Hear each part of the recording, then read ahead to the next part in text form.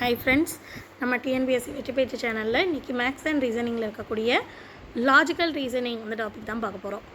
So இந்த logical ரீசனிங்கை பொறுத்த வகையில் நமக்கு எப்படிலாம் கொஷின் கேட்பாங்க அப்படின்னு பார்த்திங்கன்னா சின்னதாக நிறைய டைப்ஸ் இருக்குது. ஸோ அந்த வந்து நமக்கு எந்த மாதிரிலாம் அதுலேருந்து கொஷின் வரும், ஒவ்வொரு டைப்பும் பார்த்திங்கன்னா ஒவ்வொரு மாதிரி டிஃப்ரெண்ட்டாக இருக்கும்.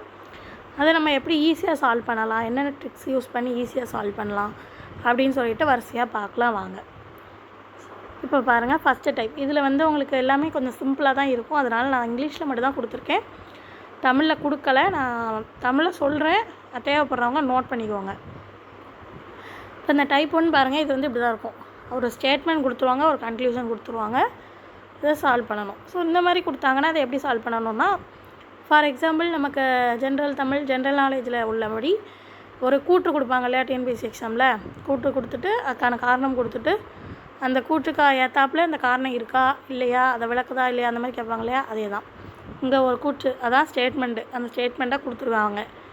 அதை வச்சுட்டு நம்ம என்ன செய்யணும், அவங்க கொடுத்துருக்க கன்க்ளூஷன் 2 இது கொடுத்துருக்காங்க இல்லையா, அது வந்து ஃபாலோ ஆகுமா ஆகாதா, அதை தான் நம்ம ஆன்சர் பண்ணணும்.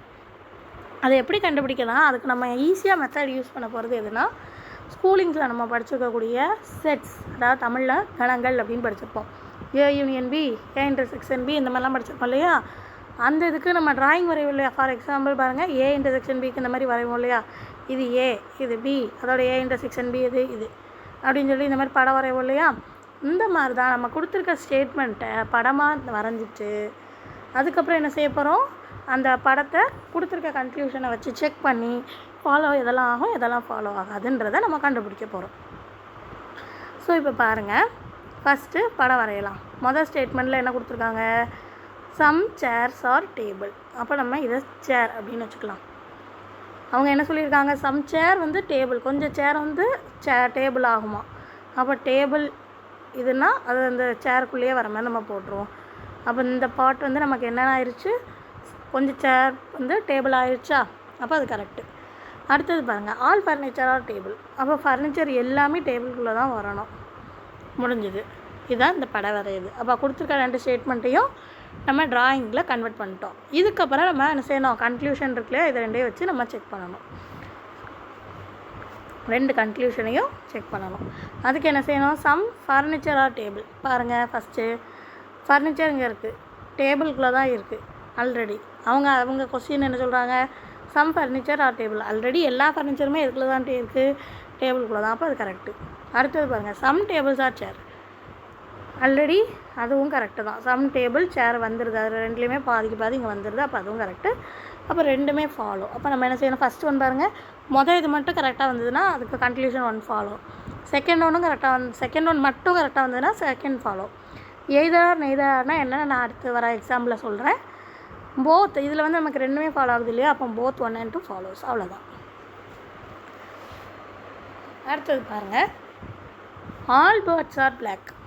அப்போ பேர்ட்ஸ் இருக்குது, என்ன சொல்கிறாங்க, எல்லா பேர்ட்ஸுமே என்னவா பிளாக் அப்படின்றாங்க.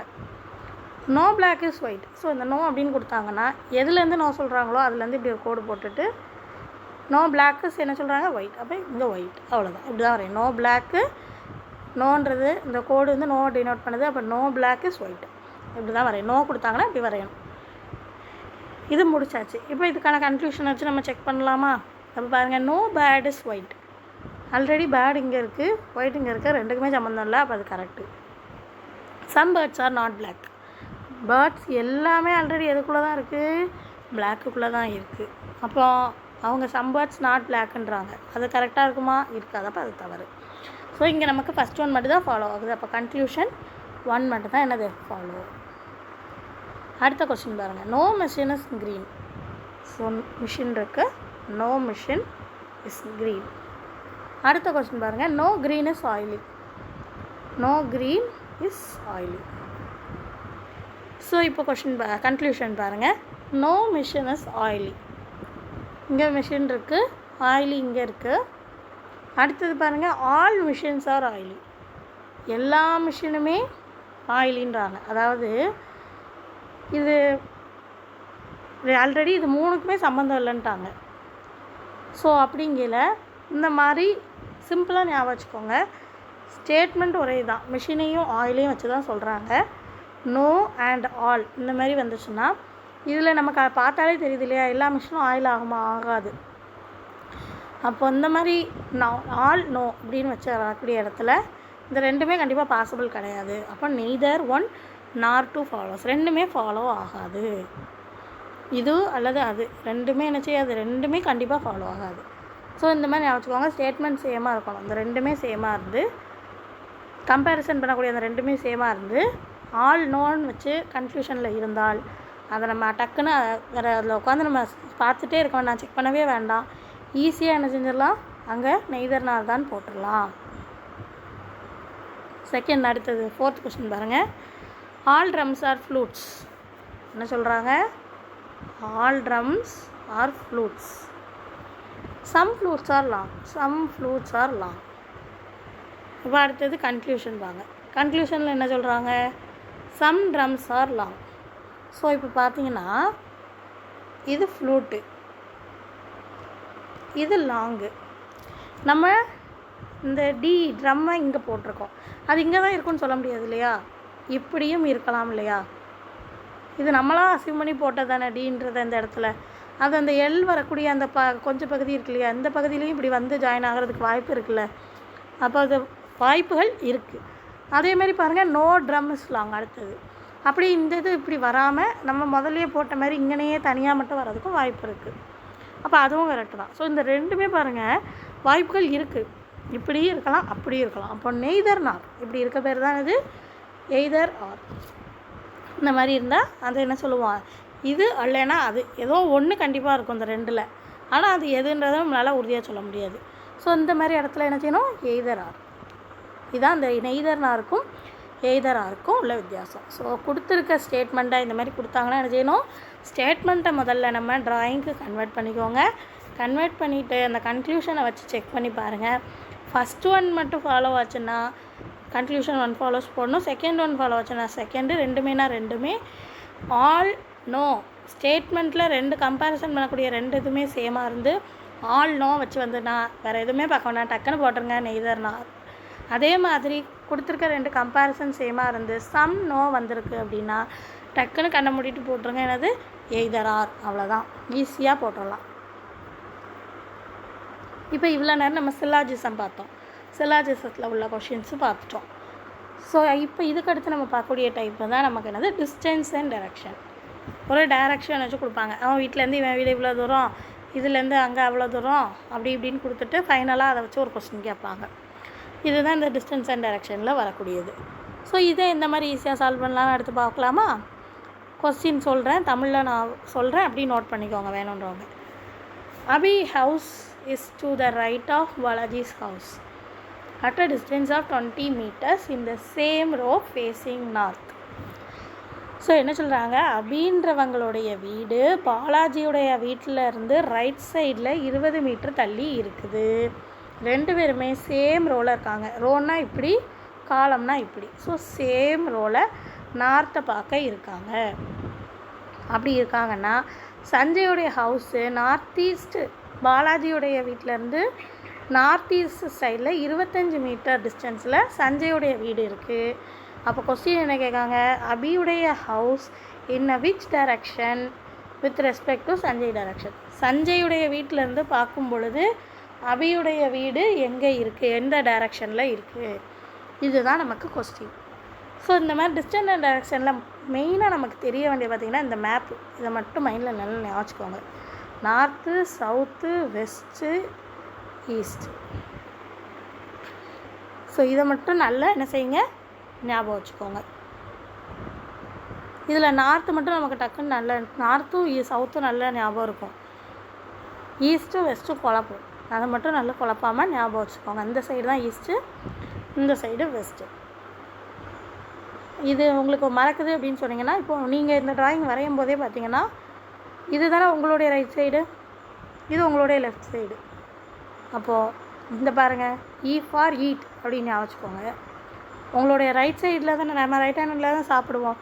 அப்போது ரைட் சைடு என்ன வரும், ஈட்டு. அப்போது இங்கே என்ன வரணும், ஈ. அப்புறம் ரிமைனிங் இருக்கிறது வெஸ்டிங் வந்துடும். அப்போ இந்த ரெண்டும் உங்களுக்கு கன்ஃபியூஸ் ஆகுதுன்னா இந்த மாதிரி ஷார்ட்கட்டில் இதை ஞாபகம் வச்சுக்கோங்க. ஸோ இப்போ நம்ம சம்ம சால்வ் பண்ணலாம் பாருங்கள். Abhi house is to the right of Balaji's house at a distance of 20 meter in the same row facing north. So ரெண்டு பேருமே இப்போ பாலாஜி இங்கே இருக்காங்க, நார்த்தை பார்த்து இருக்காங்க. அப்போ அவருடைய ரைட் சைடு இது, லெஃப்ட் சைடு இது, இங்கே பார்க்க இருக்காருன்னா அப்போ இவருடைய ரைட் சைடில் அபியுடைய வீடு 20 மீட்டர் டிஸ்டன்ஸில் இருக்குது.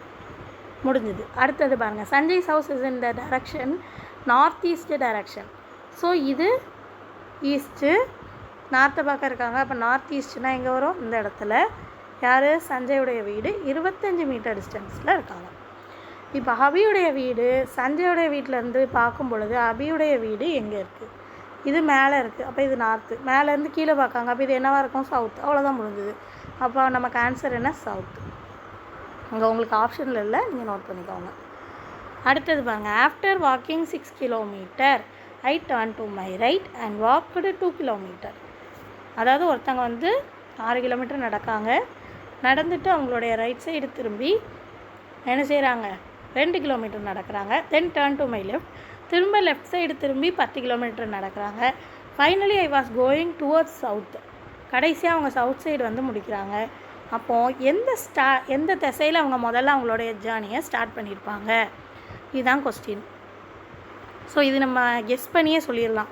சவுத்தில் முடிக்காங்கன்னா கண்டிப்பாக அவங்க கொடுத்துருக்க இந்த க்ளூ வச்சு பார்க்கும் பொழுது நார்த்துலேருந்து தான் ஆரம்பிக்கும். இங்கே ஆரம்பித்தா தான் அவங்க சவுத்தில் முடிப்பாங்க. எனக்கு கன்ஃபியூஸ் ஆகுது, இப்போ தான் நான் ஃபஸ்ட் டைம் போடுறேன் அப்படின்றவங்க 3 டைரெக்ஷனில் இருந்தோம் அவங்க கொடுத்துருக்க ஒவ்வொரு இதையாக வச்சு ஃபஸ்ட்டு வெஸ்ட்லேருந்து பாட்டு பாருங்கள், நார்த்லேருந்து போட்டு பாருங்கள், அடுத்தது சவுத்துலேருந்து போட்டு இது ஈஸ்ட்லேருந்து போட்டு பாருங்கள். எந்த டைரெக்ஷன்லேருந்து போடும் பொழுது அவர் முடியக்கூடிய திசை உங்களுக்கு சவுத் சைடாக இருக்கோ அந்த டைரெக்ஷன் தான் கரெக்ட் ஆன்சர். இப்போ நான் கெஸ்ட்லேயே சொல்கிறேன், இது நார்த்து தான். ஏன்னா இங்கே ஆரம்பித்தா தான் இங்கே முடியும். இப்போ பாருங்கள், ஃபஸ்ட்டு என்ன கொடுத்துருக்காங்க? 6 கிலோமீட்டர் நடந்து வாராரு. வந்தவர் அவருடைய ரைட் சைடு திரும்பணும். இந்த பக்கம் பார்க்க ஃபேஸ் பண்ணுறாருன்னா இது அவருடைய லெஃப்ட்டு, இது அவருடைய ரைட்டு. அப்போ ரைட் சைடு திரும்பியாச்சு. திரும்பி 2 கிலோமீட்டர் நடந்துட்டார். திரும்பி 2 கிலோமீட்டர் நடந்துட்டு என்ன செய்கிறாரு? இப்போ இந்த சைடு பார்க்க இருக்கார். அப்போ இப்போ அவருக்கு இது ரைட்டு, இது லெஃப்ட் சைடு திரும்புகிறாருன்னு சொல்கிறாங்க. அப்போ லெஃப்ட் சைடு திரும்பி 10 கிலோமீட்டர் வராரு. சவுத் சைடை அடைகிறாரு. South side அடைஞ்சிட்டாரா? இங்கே நார்த்தில் தொடங்கினா தானே இது கீழே தானே சவுத்து. அப்போ அதை தான் அவங்க கேட்காங்க, எந்த டைரெக்ஷனில் ஃபஸ்ட் ஆரம்பிச்சிருப்பாங்க. அப்போ ஆன்சர் நார்த்து. அவ்வளோதான். Town R is towards east of town heights. ஹைட்ஸுக்கு ஈஸ்ட்டில் ஆருடைய வீடு இருக்குது. இல்லை டவுன் ஆறுன்றது இருக்குது. அப்போது ஹைட்ஸ் இங்கே அப்படின்னா ஆறு இங்கே. ஹைட்ஸோடைய ஈஸ்ட்டு தானே. அடுத்தது பாருங்கள், is towards and is towards. And is அப்படின்னு வந்ததுன்னா முதல்ல உள்ள டவுன் ஆறு தான் அகைன் அவங்க மென்ஷன் பண்ணுறாங்கன்னு அர்த்தம். அண்ட் மற்றும் அதான் ஆறுக்கு ஹைச்சிலேருந்து இவ்வளோ இதில் ஈஸ்ட்டில் இருக்காங்க. மற்றும் அதே மாதிரி கேக்கு சவுத்தில் இருக்காங்க. அப்போ அந்த மற்றும்னு வரும்போது அது ஆறை தான் குறிக்குது. அப்போ என்ன சொல்கிறாங்க? And is towards south of town K. Town கேக்கு சவுத்து. இது ஆறுன்றது சவுத்தில் வரணும்னா கே எங்கே வரணும்? இங்கே வரணும். அப்போ கேக்கு சவுத்தில் இருக்காங்க. கொஸ்டின் என்ன கேட்காங்க? Town K is towards which direction of town heights. Already இது ஈஸ்ட்டுன்னு நமக்கு தெரியும். இங்கே மேலேன்னா அப்போ இது நார்த்து. அப்போது இது நார்த்து, இது ஈஸ்ட்டு. நான் இந்த டைரக்ஷன் என்னவாக இருக்கணும்? நார்த் ஈஸ்ட்டாக தானே இருக்கணும். இங்கே நமக்கு அந்த ஆப்ஷன் இருக்கா? இல்லை. அப்போ நன் ஆஃப் தீஸ். ஏன்னா கரெக்ட் ஆன்சர் நார்த்து ஈஸ்ட். அந்த நார்த் ஈஸ்ட்டுன்றது இங்கே இல்லை. அதனால நம்ம நன் ஆஃப் தீஸ் போட்டாச்சு. அடுத்தது பாருங்கள், பாயிண்ட் ஏ இஸ். இந்த இதில் பார்த்தீங்கன்னா ஒவ்வொருத்தருடைய இதுலேருந்து என்னென்ன டைரக்ஷனில் எவ்வளோ டிஸ்டன்ஸில் இருக்காங்க. ஸோ நம்ம அப்பயே ஒவ்வொன்றா படம் வரைஞ்சிட்டே வரலாம். So point A is north of point B. அப்போ பி இங்கே இருந்தாங்கன்னா ஏ இங்கே இருக்காங்க, 8 மீட்டர் டிஸ்டன்ஸில் இருக்காங்க. அடுத்தது point B is 10 metre west of point C. Point சியோடைய வெஸ்ட் சைடில் பி இருக்காங்க. அப்போ பி இங்கே இருக்காங்கன்னா சி இங்கே இருந்தால் தானே சியோடைய வெஸ்டர்னு இதாகும். அப்போது சி இங்கே இருக்காங்க. எவ்வளோ டிஸ்டன்ஸ்? 10 மீட்டர். அடுத்தது point C is 11 metre north of point D. Point C டிக்கு எவ்வளோ டிஸ்டன்ஸ் சொல்கிறாங்க? 11 மீட்டர் நார்த்தில் சி இருக்குது. நார்த்தில் சி வரணும்னா டி எந்த இடத்துல வரணும், இந்த இடத்துல வரணும். Distance 11 metre. Point F is 4 metre north of point E. Point எஃப்ன்றவங்க இலேருந்து நார்த் சைடில் 4 மீட்டர் டிஸ்டன்ஸில் சொல்கிறாங்க. அங்கே நமக்கு இப்போ பாயிண்ட் இயும் இல்லை, எஃப்பும் இல்லை. ஸோ நம்ம அடுத்த எதுவும் இருந்தால் தான் அதை வச்சு நம்ம வரைய முடியும். ஸோ நெக்ஸ்ட்டு பார்ப்போம். விச்சஸ். இந்த விச்சஸ்ன்றது எதை குறிக்குது? பாயிண்ட் அதாவது எஃப்ன்றவங்க ஈயுடைய ஈலேருந்து நார்த் சைடில் 4 மீட்டர் டிஸ்டன்ஸில் இருக்காங்கன்னு சொல்லிட்டாங்க. அப்போது விச்சஸ் அப்படின்னா அந்த பாயிண்ட் ஈயை தான் அவங்க சொல்கிறாங்க. விச்சஸ் பாயிண்ட் இ வந்து அதாவது எங்கே இருக்காங்களாம்? 6 metre west of point D. Point டியிலேருந்து இ எவ்வளோ டிஸ்டன்ஸில்? 6 மீட்டர் டிஸ்டன்ஸில் வெஸ்ட்டில் யார் இருக்கா? ஈன்றவங்க இருக்காங்க. முடிஞ்சது. இப்போ எஃப் வரைஞ்சிடலாமா? எஃப் வந்து ஈயோடைய எந்த டைரக்ஷன்? நார்த் டைரக்ஷனில் 4 மீட்டர் டிஸ்டன்ஸ். அப்போ எஃப்ன்றவங்க இங்கே இருக்காங்க. முடிஞ்சது. இப்போ கொஸ்டின் என்ன பார்க்காங்க? If point D is 4 metre north of point C. சியிலேருந்து 4 மீட்டர் நார்த்தில் டி இருக்காங்க அப்படின்னா கொஸ்டின் என்ன கேட்குறாங்க? ஏடி இருக்கு இல்லையா, இது என்னன்னு கேட்குறாங்க. இப்போ நம்ம இங்கே பித்தாகரஸ் தியரத்தை யூஸ் பண்ண போகிறோம். ஸோ இங்கே பாருங்கள், இது ட்ரையாங்கிள் ஆயிருதா? இங்கே கீழே இது 10ன்னா அந்த இடமும் 10னா, இங்கே ஃபுல்லாக 8, இங்கே 4 பாதி போயிட்டு, அப்போ மிச்சம் இங்கே எவ்வளோ இருக்கும்? 8 - 4 4. அப்போ இந்த 2 டைரக்ஷனுக்குள்ளே டிஸ்டன்ஸ் தெரியும். மிச்சம் இதை கண்டுபிடிச்சிடலாமா? அந்த பாயிண்ட்டை வேணால் எஸ்ன்னு வச்சுக்கோங்க. அப்போ நமக்கு ஃபார்முலா என்ன? அந்த இது பித்தாகரஸ் தியரத்தில் AT² = AS² + ST². அப்போ AT கண்டுபிடிக்கணும்னா = √AS உடைய வேல்யூ 4, 4² 16 ப்ளஸ் ST உடைய வேல்யூ 10. அப்போ ST², 10² 100. அப்போ √116. ஸோ இந்த √116க்கு நம்ம இந்த டானாமத்தல் போட்டு கண்டுபிடிக்கலாமா? அப்போ 2ஆல் போட்டிங்கன்னா என்ன வரும்? 58. அகெயின் 2ஆல் போட்டால் 29. அப்போ ஆன்சர் 2 2 காமனாக இருக்கிறதுனால வெளியே எடுத்துடலாம். அப்போ = 2 × √29 metre. Second option correct answer. அவ்வளோதான். ஸோ இவ்வளோ தான் நமக்கு டிஸ்டன்ஸ் அண்ட் டைரக்ஷன். அவங்க கொடுத்துருக்கதை வச்சு நம்ம என்ன செய்யணும்? கெஸ் பண்ணி ஈஸியாக போட்டுடலாம். இப்போ அந்த டைரக்ஷனை மட்டும் கரெக்டாக நம்ம போட்டுகிட்டே வந்தோம்னா தப்பு வந்து வராது. அவ்வளோதான். இப்போ பார்த்தோம் இல்லையா, syllogism and distance and direction பார்த்துருக்கோம். ஸோ இதிலேருந்து இப்போ நான் உங்களுக்கு 2 கொஸ்டின் கொடுத்துருக்கேன். அதை நான் தமிழில் உள்ளவங்களுக்கு சொல்லிடுறேன் பாருங்கள். No paper is pencil. எந்த பேப்பருமே பென்சில் கிடையாதுன்றாங்க. அடுத்தது சம் பேப்பர்ஸ் ஆர் கிளிப்ஸு. சம் கொஞ்சம் பேப்பர் என்னவா கிளிப்புன்றாங்க. அடுத்து கன்க்ளூஷனில் என்ன சொல்கிறாங்க? No paper is pencil. எந்த பேப்பருமே பென்சில் கிடையாது. அடுத்தது கொஞ்சம் பென்சில்ஸ் வந்து கிளிப்ஸ் அப்படின்றாங்க. ஸோ இதை நீங்கள் சால்வ் பண்ணிவிட்டு கரெக்ட் ஆன்சர் என்னன்றதை இந்த 5 ஆப்ஷனில் எது வரும்ன்றதை சொல்லுங்கள். அடுத்தது பாருங்கள். Point E is 4 metres towards the north of point A. அதாவது இப்போ இந்த லாஸ்ட்டாக ஒரு சம் பார்த்தோம் இல்லையா, இதுலேருந்து இது இவங்க இவ்வளோ டிஸ்டன்ஸில் இந்த டைரக்ஷனில் இருக்காங்க அந்த மாதிரி சொல்கிறாங்க. ஏக்கு நார்த்தில் பி 4 மீட்டர் டிஸ்டன்ஸு. தமிழில் உள்ளவங்க நோட் பண்ணிக்கோங்க. அடுத்து பி வந்து பியோடைய ஈஸ்ட்டில் இ 8 மீட்டர் டிஸ்டன்ஸு. ஏக்கு ஈஸ்ட்டில் சி 5 மீட்டர் டிஸ்டன்ஸு. சிக்கு வெஸ்ட்டில் டி 9 மீட்டர் டிஸ்டன்ஸு. இதை வச்சு டாயிங்கை முடிச்சுருங்க. முடிச்சுட்டு if a person walks 4 metres towards the south. அந்த பர்சன் வந்து 4 மீட்டர் சவுத்தில் நடந்தாங்க. ஃப்ரம் பாயிண்ட் ஈலேருந்து நடக்கிறாங்க. நடந்துட்டு then walks after taking a right hand. அதுக்கப்புறம் ஒரு ரைட் ஹேண்ட் எடுத்து விச் ஆஃப் த ஒரு இதை ரீச் பண்ணுறாங்க. அந்த ரீச் பண்ணக்கூடிய பாயிண்ட்டு எது?